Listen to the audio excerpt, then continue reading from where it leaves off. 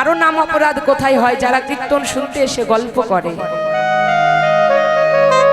যারা অন্য মনস্ক হয়, যারা এদিক ওদিক চেয়ে বেড়ায়, সেখানে হয়ে যাচ্ছে নাম অপরাধ। আরে একটা কথা জেনে রাখুন মা, আমাদের সংসার জীবনে কাজে লাগবে যে ভুলটা আমরা সব সময় করে থাকি, সেবা অপরাধ কোথায় হয়? সেবা অপরাধ।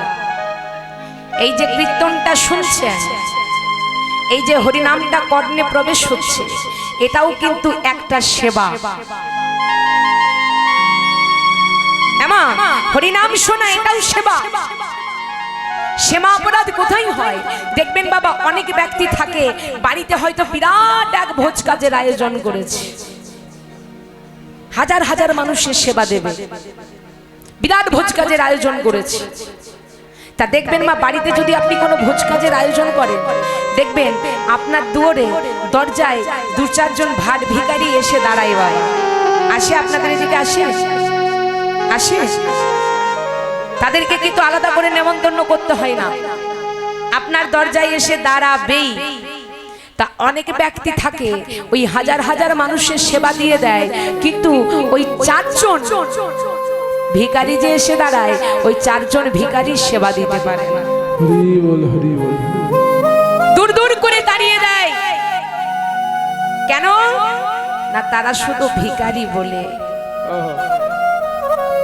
সে একবারের জন্য ভাবে না যে আমি 1000 মানুষের সেবা দিলাম, কিন্তু ওই চারজন ভিখারির সেবা দিতে পারলাম না, এই সেবার ফল কিন্তু আমার সব বিফলে চলে গেল।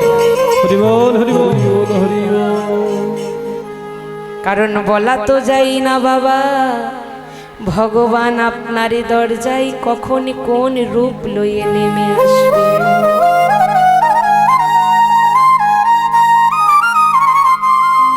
ভগবান আর তো তার নিজের রূপ লইয়ে নেমে আসবে না। আমরা কথাই কথাই বলে থাকি অতিথি হচ্ছে নারায়ণ স্বরূপ, আর নারায়ণ হচ্ছে স্বয়ং ভগবান। আপনার দরজায় কোনো ভিখারি এসেছে, হ্যাঁ বলা তো যায় না, ওই যে অতিথি, ওই যে ভিখারি, সে যদি ভগবানের রূপ লইয়ে আসে, ভগবান যদি ভিখারি সেজে আপনার দুয়ারে আসে আর আপনি তাকে দূর দূর করে তাড়িয়ে দিলেন, তাহলে কি হয়? হরি বল, হরি বল, হরি বল। আপনি সেবা তো দিলেন না। 1000 মানুষের সেবা দিলেন, মনে মনে ভাববেন এত মানুষের সেবা দিলাম, কিচ্ছু লাভ হবে না। ওই যে চারজন ভিখারিকে সেবা দিতে পারলেন না, আপনার সেবার ফল তো বিফলে গেলই, এবং সেবা অপরাধের অপরাধী হয়ে গেল। হরি বল, হরি বল। সব অপরাধের ক্ষমা করবেন, ক্ষমা হয়ে যাবে, কিন্তু কেউ যদি বৈষ্ণব অপরাধ করে, বৈষ্ণব অপরাধের ক্ষমা হয় না বাবা। তাহলে বৈষ্ণব অপরাধ যদি জানতে হয় কখন কিভাবে হয়, একটু আমি বলে যাচ্ছি। এই যে বাবা হরিবাসর এই যে খোলদুটি বাজছে, দেখুন এই যে, আচ্ছা এগুলো কি দিয়ে তৈরি? এই যে খোলদুটি বাজছে কি দিয়ে তৈরি? এরা হ্যাঁ মাটি দিয়ে তৈরি। আচ্ছা আপনারা কেউ কি জানেন এই যে মাটি দিয়ে তৈরি খোল, এদের নাম কি? খোল? হ্যাঁ, এদের নাম শ্রীখোল বা মৃদঙ্গ। মৃৎযুক্ত অঙ্গ সমান মৃদঙ্গ, মাটি দিয়ে তৈরি বলে এদের নাম হচ্ছে মৃদঙ্গ। আচ্ছা মা জানেন এই মাটি দিয়ে তৈরি এই শ্রীখোলটা ছিল কে? কে ছিল?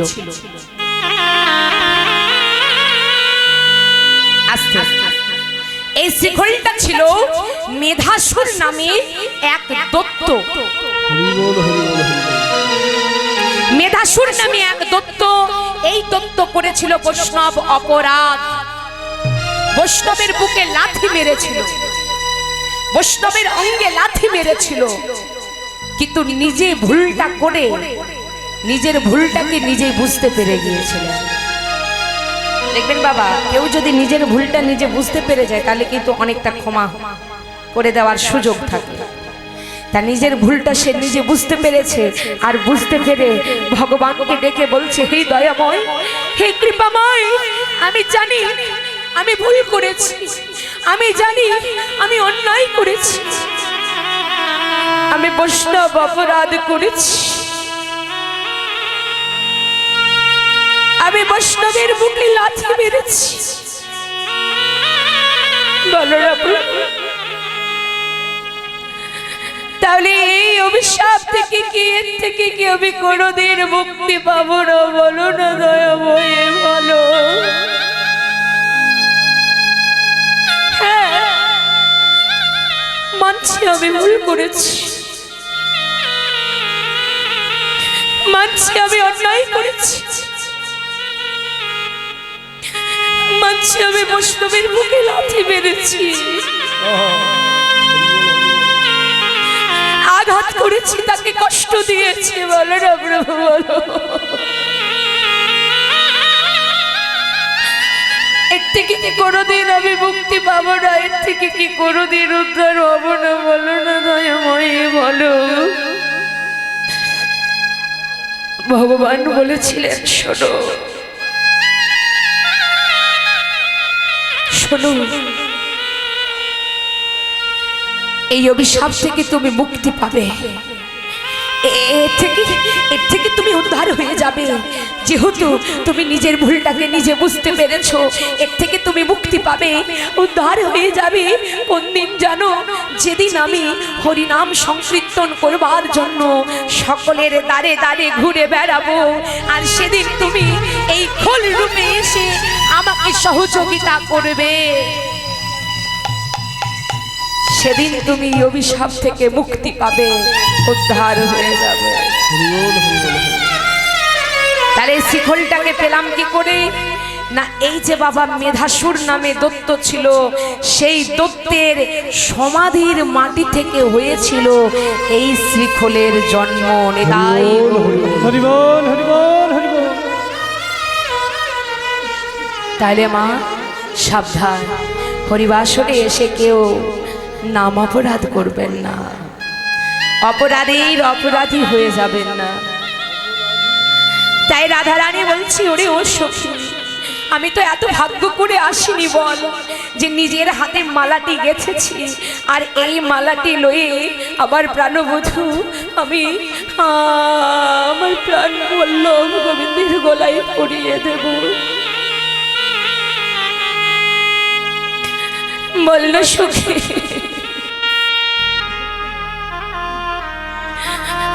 আমি তোর সেবা করে আসিনি রে,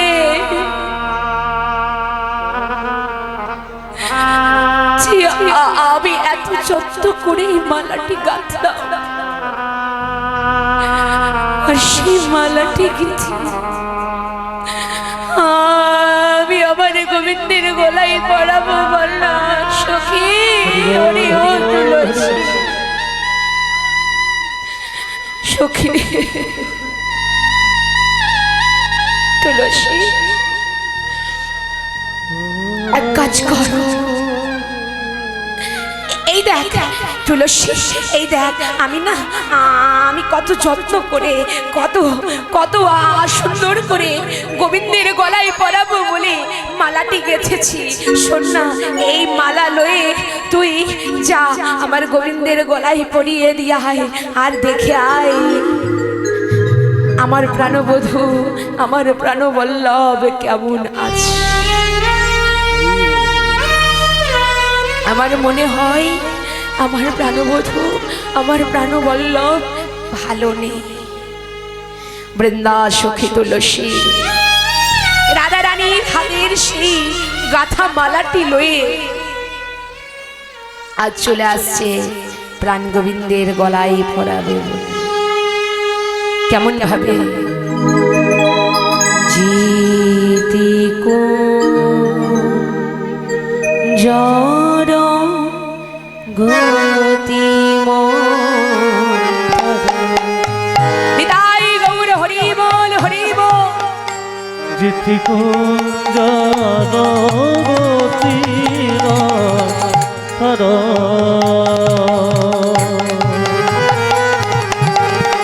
জিতি কুঞ্জ গতি মন্থর চলো তো সব নারী, চলো তো সব নারী।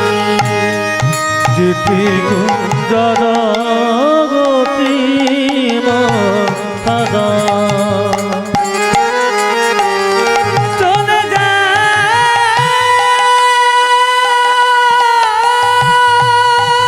নিতাই গৌর হরি বল হরি বল।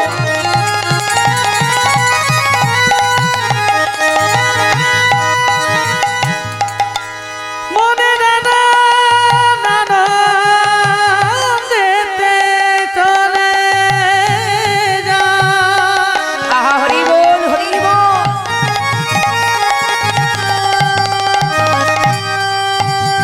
শ্যামানিতে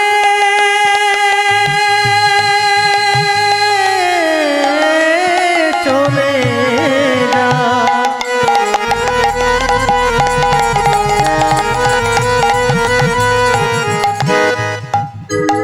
যাইলে কত গরব করে